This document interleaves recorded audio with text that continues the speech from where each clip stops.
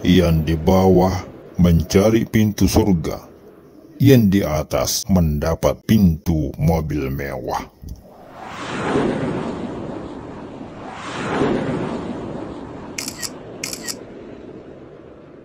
Sahabat Herilanas TV, semua manusia yang hidup di dunia ini, entah apapun agamanya, semuanya mengetahui bahwa kehidupan di dunia ini hanyalah sementara waktu saja. Dan semua manusia mendambakan akhir hayatnya berujung indah, yakni menemukan pintu yang akan mengarahkan mereka memasuki surga.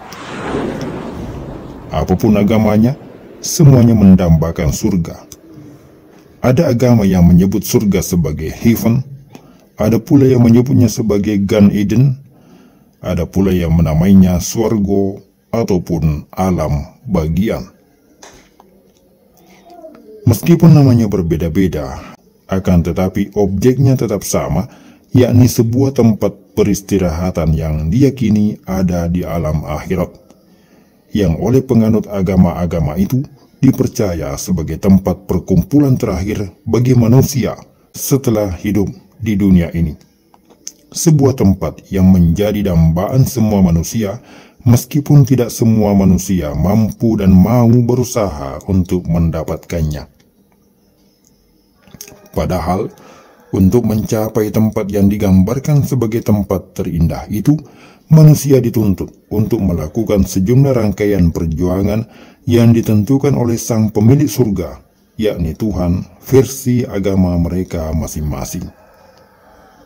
Pelajaran yang kita petik di sini adalah bahwa ternyata bukan hanya agama Islam saja yang meyakini tentang adanya surga. Agama lain pun yakin, dan mereka pun menjalankan agamanya karena berharap bisa menemukan pintu menuju surga. Baik, mari kita kembali ke Islam sebagai agama yang kita jadikan petunjuk jalan keselamatan untuk menemukan pintu menuju surga yang digambarkan sebagai tempat yang terindah itu.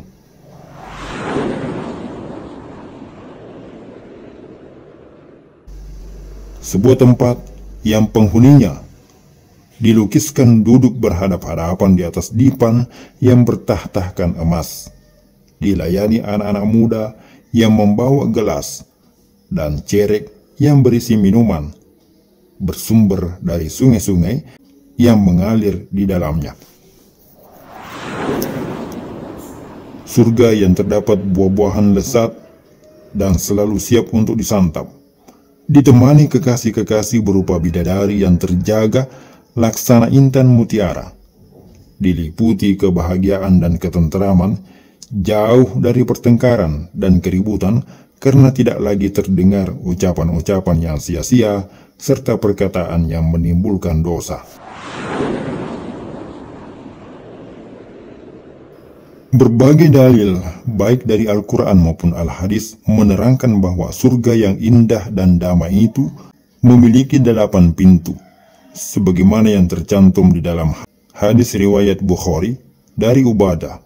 Rasulullah Shallallahu Alaihi Wasallam bersabda, "Barang siapa yang bersaksi tidak ada ilah yang berhak disembah kecuali Allah dan tiada sekutu baginya, Muhammad adalah hamba dan utusan Allah, Isa adalah hamba Allah dan anak dari ibunya, yakni Maryam. Ia adalah kalimat dan ruh darinya yang dia sampaikan kepada Maryam, dan bersaksi bahwa surga benar adanya, maka Allah akan masukkan dia dari 8 pintu surga yang mana saja yang dia kehendaki." 8 pintu surga itu adalah pintu sholat, pintu sedekah, pintu jihad, pintu royan, pintu al-iman, pintu al-kazimin al-goiza wal-afin aninnas. Adapun pintu-pintu selain yang 8 itu, sejumlah ulama berbeda pendapat didasarkan pada nas-nas syariat yang menyebutkan adanya pintu taubat, pintu zikir, pintu ridho, pintu ilmu, dan pintu haji. Yang setiap pintu-pintu surga itu akan memanggil orang-orang yang memiliki keistimewaan di dalam amalan-amalan tersebut. Maka sewajarnya lah bila orang-orang Islam berlomba-lomba memperbanyak amalan-amalan andalan dengan harapan bisa dipanggil oleh pintu-pintu yang akan mengarahkan mereka memasuki surga. Alangkah indah kedengarannya. Ketika semua orang-orang berlomba mencari pintu surga, justru ada sekelompok orang yang mengaku paling Islam, akan tetapi justru melockdown pintu-pintu menuju surga. Aneh sekali. Iya, aneh dan sangat mengherankan.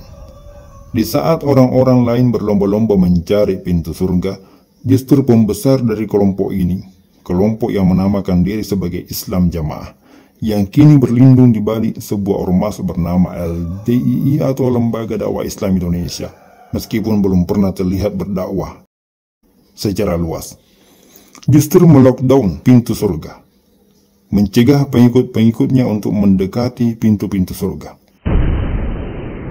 Hal itu dibuktikan dengan upaya pemagaran yang mereka lakukan kepada semua pengikut-pengikutnya. Semua jemaah dari kelompok yang akrab disebut dengan Jokam ini dilarang mengakses ilmu Haramain.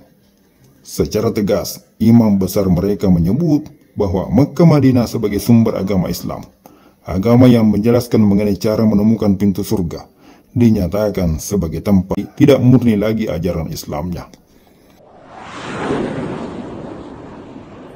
Waktu dulu Pak Zainul Hasan tahun 30 atau 29 sampai 40-41 itu masih murni di Mekah sendiri, di Mekah Madinah itu ya mengalami perubahan.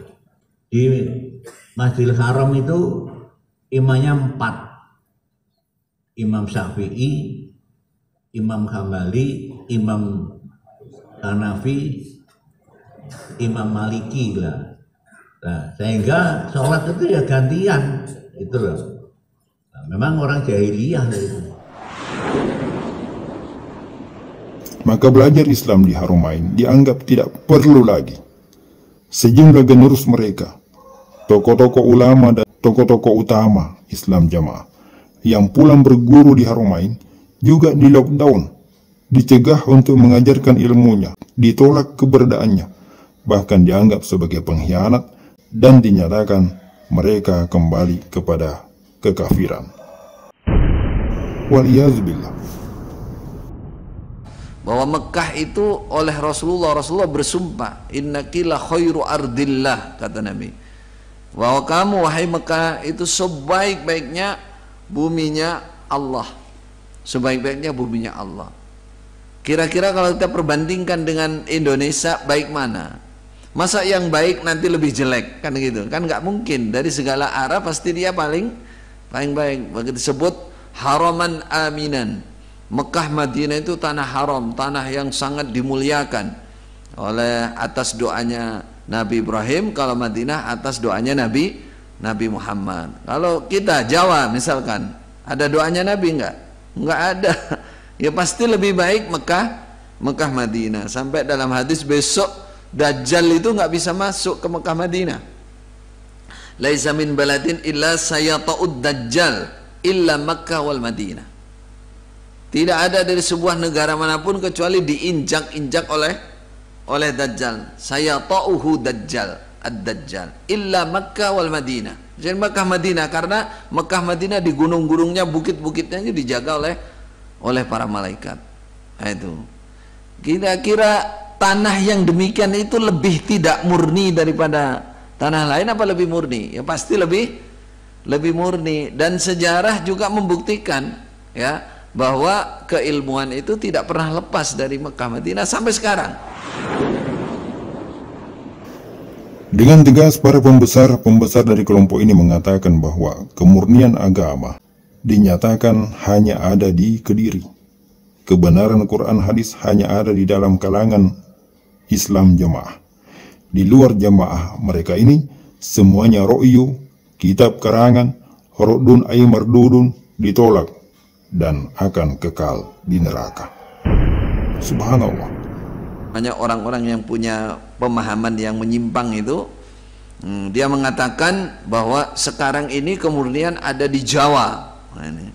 Dalilnya pakai salah satunya innal iman la ya'rizu ilal Madinah kama ta'rizul hayyatu ila juhriha. Bahwa keimanan itu ibarat ular, suatu saat akan ngeleng lagi ke Madinah. Nah, katanya sekarang ini ularnya lagi keluyuran ke Jawa. Kami tangkap, nah, kami tok yang murni, lainnya enggak. Nah, ini pertama menambah-nambahi dalil. Yang kedua mengaku sesuatu yang dia tidak punya bukti, aja mengatakan bahwa kemudian kami pegang sekarang. Mana dalilnya bahwa kemudian Anda yang pegang? Di situ ada kesalahan dalam mengartikan dalil. Nabi hanya memberikan gambaran bahwa kemurnian itu pasti ada di Madinah seterusnya. Walaupun naik turun sifatnya itu zaman fitnah, mungkin itu mengecil itu sampai nggak kelihatan, tapi di situ tetap kemurnian pasti ada. Pemagaran-pemagaran dilakukan untuk mencegah jamaah pengikutnya agar tidak terpengaruh, supaya hanya taat kepada imamnya saja, sebab taat imam surga tidak taat imam neraka. Demikian bunyi pernyataan lockdown keilmuan untuk iji-ijine jokam, iji-ijine jamaah warga LDI. Mereka tidak sadar bahwa sesungguhnya yang mereka lakukan adalah melockdown keilmuan dan sekaligus melockdown pintu surga. Terlebih para pengikutnya yang unyu-unyu yang sengaja diperbodoh. Mereka dikurung di dalam kebodohan, dijerat dalam keterbatasan ilmu, wawasan agama yang sempit dan gelap. Lalu dibisiki dengan propaganda sesat bahwa hanya mereka yang akan selamat masuk surga, yang lain neraka semua. Hanya dengan jalan bergabung di dalam jamaah mereka menjadi jalan tunggal masuk surga. Pokoknya jamaah surga, tidak jamaah neraka. Demikian bunyi lockdown yang dirilis kelompok Jokam itu. Para saudara jamaah, kita di dalam jamaah dinasihati supaya tetap menetapi Quran hadis jamaah. Itulah jalan tunggal untuk masuk surga selamat dan neraka. Selama orang itu belum bisa meyakinkan bahwa Quran hadis jamaah adalah jalan tunggal, nah itu belum ada kepahaman. Itu masih bisa terpengaruh. Mempunyai kepahaman yang lain, apalagi oh jamaah surga, oh lain jamaah juga bisa lah. Itu berarti masih gelambiar, masih belum dikatakan paham jamaah. Nah, maka yang dikatakan paham jamaah adalah jamaah surga selain neraka semua. Mereka tega melakukan pembodohan kepada pengikutnya itu untuk menjaga aliran dana segar dan besar yang nilainya mencapai miliaran rupiah setiap bulan mengalir ke kas keamiran dari pengikut-pengikutnya itu melalui apa yang mereka sebut sebagai infak atau pembelaan. Yang kita kasihani adalah mereka, para pengikutnya itu yang dengan sukarela melakukan apapun yang diperintahkan oleh keamiran mereka dengan harapan bisa menemukan pintu surga. Mereka tidak sadar pintu surga yang mereka cari dan mereka dambakan itu telah ditutup. Dengan dilarangnya mereka mengakses ilmu, dicegah untuk menyimak kajian, dilarang berkomunikasi dengan para asatidz, bahkan diperintahkan untuk memutus silaturahmi kepada orang-orang yang berbeda pemahaman dengan mereka. Dipaksa untuk bercerai dengan pasangannya apabila salah satu di antara mereka keluar dari kelompok Islam jamaah. Mereka diarahkan untuk saling mengkafirkan kaum muslimin yang tidak berbaiat dengan amirnya. Dan itu semua adalah amalan-amalan yang menjauhkan dari pintu surga. Alangkah ironis dan sangat menyesatkannya mereka dicegah dari mendekati pintu surga, di lockdown dari pintu surga, sambil dibisikkan bahwa mereka lah satu-satunya calon penghuni surga. Subhanallah.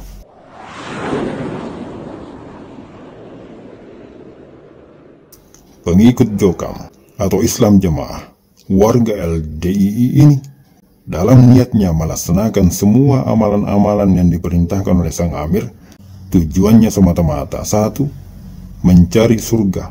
Namun, tanpa sadar, mereka justru disesatkan demi memenuhi hasrat nafsu bejat para pembesarnya yang mengejar pintu mobil mewah. Luar biasa. Hanya karena tergiur kemewahan mobil off-road, kemewahan menara menjulang tinggi, mereka tega menyesatkan puluhan ribu manusia yang sesungguhnya dengan polos dan tulus mengikuti semua yang diperintahkan dengan harapan bisa mendapatkan surga. Kita berdoa dan kita tidak akan pernah berhenti dengan dasar kasih sayang serta rahmat hidayah dan taufik yang dilimpahkan oleh Allah kepada kita. Niat kita hanya satu, berusaha menyelamatkan saudara-saudara kita yang terjebak dengan kepolosannya, rela melakukan apa saja dengan hati mukhlis lillah karena Allah. Namun tanpa mereka sadari, yang mereka lakukan adalah justru hal-hal yang menjauhkan dari rahmat Allah, menjauhkan dari taufik dan hidayah Allah.